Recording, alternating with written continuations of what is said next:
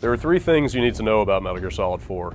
It's a technological tour de force. This is easily the best looking game on the PlayStation 3 now. It features some of the most explosive action sequences that you have ever seen in a video game. Second, it's really been improved over the previous Metal Gear games, which have had really interesting storylines, they've had great production values, but they haven't always played as well as some of their peers at the time. This game, Guns of the Patriots, has been improved drastically on the gameplay side, so it's just a lot more fun to play. And lastly, perhaps most importantly, if you've been following the Metal Gear series for the last 20 years, this is the last game that will feature Solid Snake that we know of. So if you want to get the full wrap-up of the storyline, find out what happens to all the characters, figure out where all those crazy plot threads are going, you need to play this game.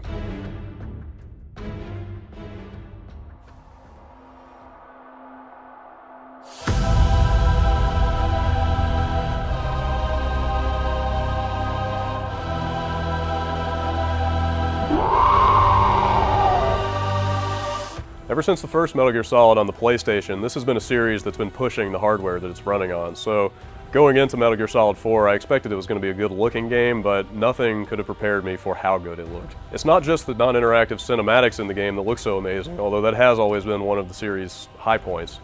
It's also the way these presentation values feed into the gameplay.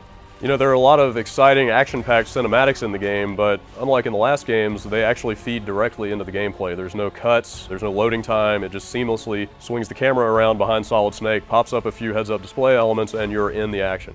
Now traditionally, Metal Gear Solid has always been a stealth-based series, but some of the most exciting moments in Guns of the Patriots aren't stealth-related at all. You've got some really crazy chase sequences, escape sequences, some Metal Gear on Metal Gear action, and of course, as is par for the series, some really excellent and innovative boss fights. The Metal Gear Solid series has a lot of high points, a lot of positive qualities, but the gameplay has not always been among them. Metal Gear Solid 4 does not have this problem. They've finally modernized the gameplay.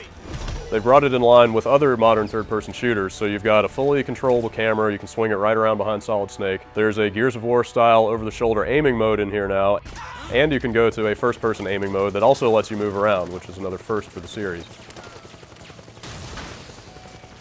So all these new additions come together to make this play way better than any Metal Gear Solid you've played before.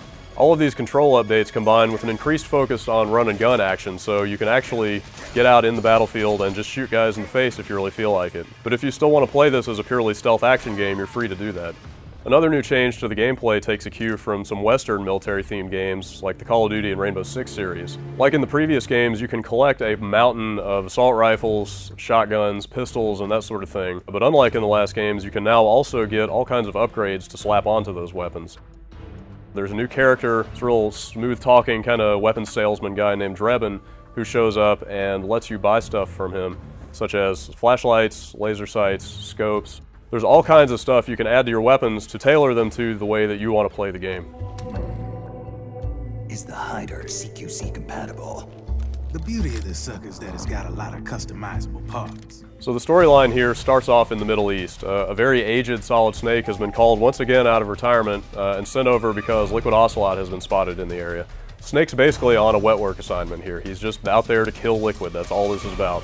There are plenty of ins and outs to the storyline here. There's a network of soldier-controlling nanomachines, there are privatized military organizations, there's another crazy cyborg ninja guy. Suffice it to say that this is a Metal Gear game through and through.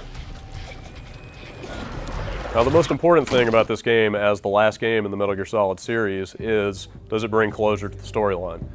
The answer to that question is a resounding yes. Every character that you can think of who's still alive in the series is going to make an appearance at some point or other. All the crazy hanging plot threads, loose ends that you remember from the last games are going to be addressed and answered here. Some of the answers might satisfy you a little more than others. Wait, I got it. I bet you're using an older generation of nanomachines. Older generation. A few of them might come off as a little hokey. This is bullshit! But overall, the storyline comes together really well at the end, gives you a lot of closure. You won't feel left wanting for answers when the game is over. There's also an online mode in here. It's called, appropriately enough, Metal Gear Online. It uses the same stealth and control mechanics as the single-player game. Unfortunately, those don't work out so well when you're using them against thinking human opponents. There's a decent selection of modes in here. There's a handful of maps, so you can customize your character. It's not aggressively horrible, but again, the gameplay just does not work as well in an online setting as it does in the single-player game, and there are much better multiplayer shooters like Call of Duty 4 already out on the PS3. On top of all that, it's just a hassle to get into Metal Gear Online. You've got to register 2 separate login IDs just to create your character.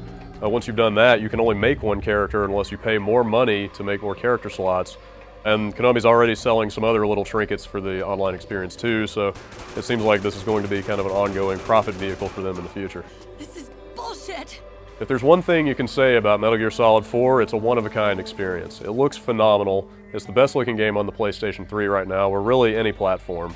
All the little gameplay problems of the past Metal Gear games have been fixed, so this is the most fun Metal Gear game to play that's been released. And again, if you've been following the series from the beginning, you're going to want to know what happens, and this one fills in all the story gaps nicely. If you've been waiting for a game to justify your purchase of a PlayStation 3, this is it.